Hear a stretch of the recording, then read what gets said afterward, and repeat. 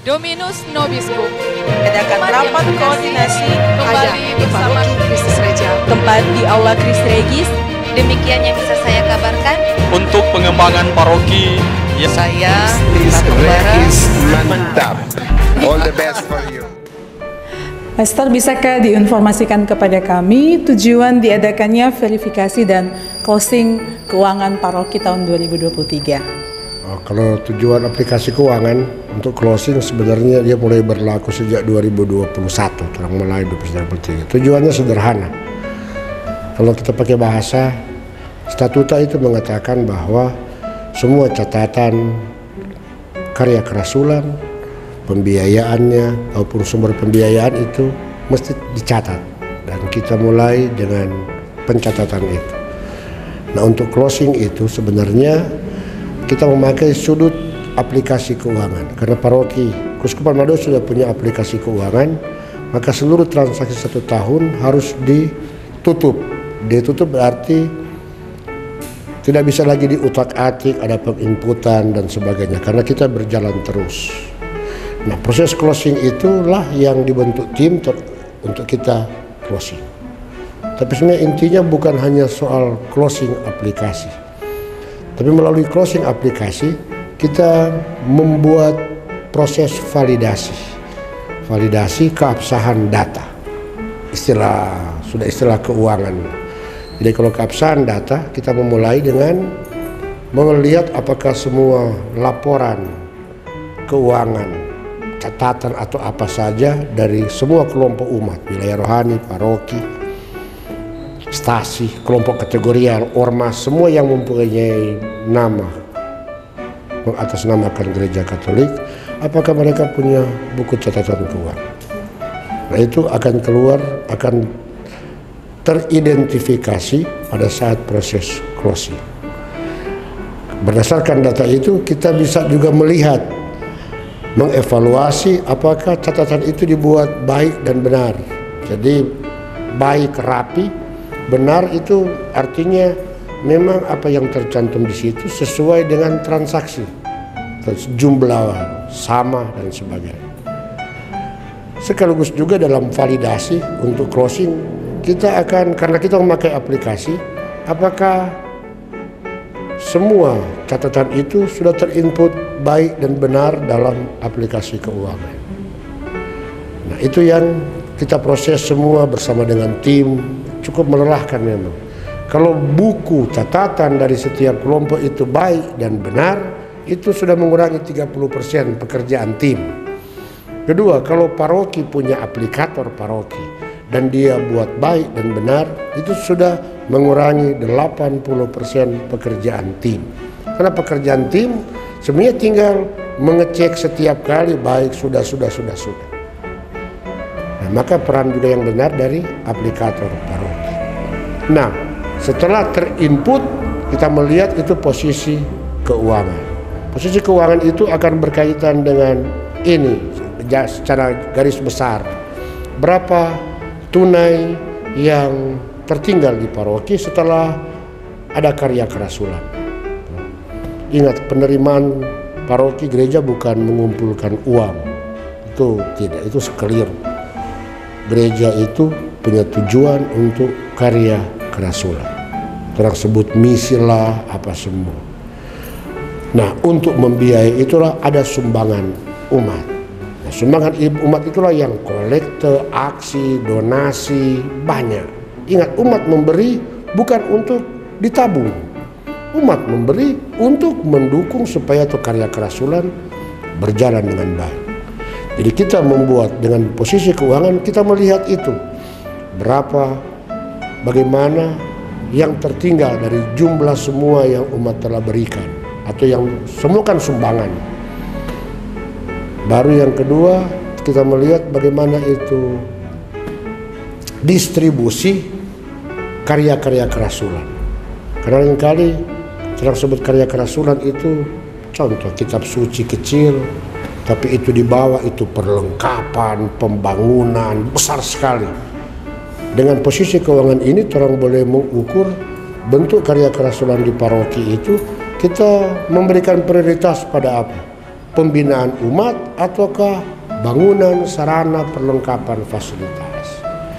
Itulah dengan posisi memprint out atau melihat posisi keuangan.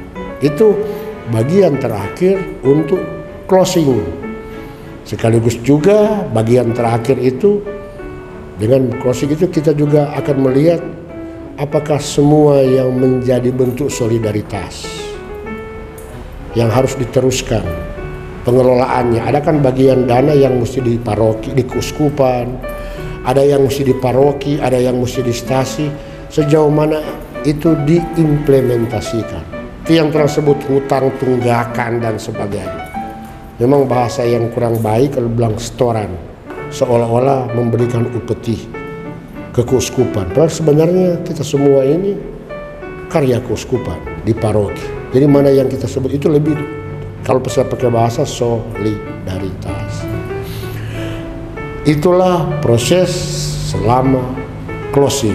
Jadi closing itu bukan hanya soal periksa saldo berapa dan tutup, tapi mengidentifikasi banyak pencatatan, pelaporan. Pada prinsipnya kita mengidentifikasi sistem pencatatan, sistem pelaporan keuangan, sistem monitoring, melihat bagaimana di paroki ada dewan keuangan berjalan dengan baik atau tidak, bendahara-bendahara atau koordinator bidang 5 berfungsi dengan baik atau tidak, mau koordinasi dari paroki, pastor parokinya berjalan baik atau tidak. Itu antara lain boleh dilihat dari proses closing. Prinsipnya kalau semua berjalan dengan baik, proses closing tidak lama. Nah, kami sudah pernah membuat satu closing, proses closing di paroki, dia tidak lebih dari 3 jam selesai. Itu tercepat karena semua data, catatan rapi, benar, so terinput dengan baik dan benar, so benar dia punya aku. Tapi kalau dia bukan kacau, tidak sempurna atau banyak ya keliru dalam pencatatan, itu 1 hari, 1x24 jam. Kalau ini kan dihitung 1 hari penuh. Kemarin kita mulai sore sampai ini, sekarang pagi sampai sore lah boleh dikatakan. Itulah tujuan dari closing. Jawaban sementara melihat posisi keuangan, tapi sebenarnya di balik itu ada banyak yang kita bisa temukan di, terpakai istilah, sebagian dari pengelolaan harta benda gereja. Begitu. Kalau ada tambahan, sebenarnya apa yang ingin gereja capai dengan kegiatan seperti ini? Mau dibawa kemana sebenarnya arah gereja dengan pencatatan? Sebenarnya lebih untuk keuangan ini, ya untuk aplikasi ini yang dimaksudkan dengan gereja itu cuma sederhana, belajar mempertanggungjawabkan apa yang dipercayakan kepada setiap orang. Hanya itu. Artinya kalau saya pastor paroki katedral, toh, orang closing pada kita, dia punya inti ketika dilihat kalau misalnya tidak betul, pertanyaan kecil, saya mungkin kurang mampu untuk melaksanakan semua tanggung jawab yang dipercayakan kepada kita. Nah, dan di mana-mana, jangankan bukan cuma gereja, kita keuskupan, kita paroki, kita wilayah rohani, kita kelompok kategorial punya mekanisme tata kelola. Tata kelola itu merencanakan. Orang punya banyak perencanaan, tapi yang kelemahan monitoring dan evaluasi. Nah, apa yang mau dibawa oleh gereja untuk ini, yakni gereja, istilahnya bukan gedungnya, tapi ke semua kelompok umat yang mengelola karya kerasulan mesti belajar satu hal sederhana, mencatat dan membuat pelaporan. Cuma itu. Ini tidak terlalu banyak ideal. Nah, tidak usah terlalu pikir tuh jauh mau bawa di mana, prinsipnya mau antar kemana. Kita mengatakan transparansi. Toh? Transparansi itu data. Jadi kalau saya mengatakan bahwa saya ada beli sepatu, sederhana. Tunjukkan apa dia punya nota, kenapa dia itu sepatu. Selesai. Nah, itu kan hal yang sederhana, dan jangankan gereja, keluarga, setiap orang. Keluarga juga kan pasti begitu. Kalau tuh dia punya suami bilang kita udah pergi beli ini, mana? Kalau mana ini, dapat beli ikan. mana ikan? Nggak ada, berarti tidak bertanggung jawab. Jadi sederhana saja. Di mana-mana dalam hal apa saja pencatatan berkaitan dengan keuangan lah atau apa semua hal yang kecil belajar mencatat. Nah, dan terbuka ketika orang membaca untuk membuat laporan. Laporan bukan ke atas. Seharusnya yang begini dilaporkan ke bawah. Cuma orang masih agak kurang. Sebenarnya setiap presentasi closing harus sebaiknya dihadiri oleh pleno. Supaya di situ boleh ditunjuk nilai rohani ini. No? Ini tuh paroki dah pegang, ini tuh pastor dah pegang DP doi, DP biaya misalnya. Itulah tuh sebenarnya ideal waktu ingat awal pertama bersama dengan uskup. Nah itu uskupnya, dah pakai apa itu? Nah itu tuh bentuk, itu baik. Tapi banyak orang juga tidak senang karena seolah-olah tidak dipercaya mesti ditanya. Nah sudah, nggak usah ditanya, catat. Itulah tuh closing. Mau dibawa di mana? Tidak kamu bilang di bawah. Tapi kalau untuk kita, kalau orang tanya ini bukan arah kemana. Semua orang, semua kelompok, bahkan pribadi keluarga pun harus belajar mencatat.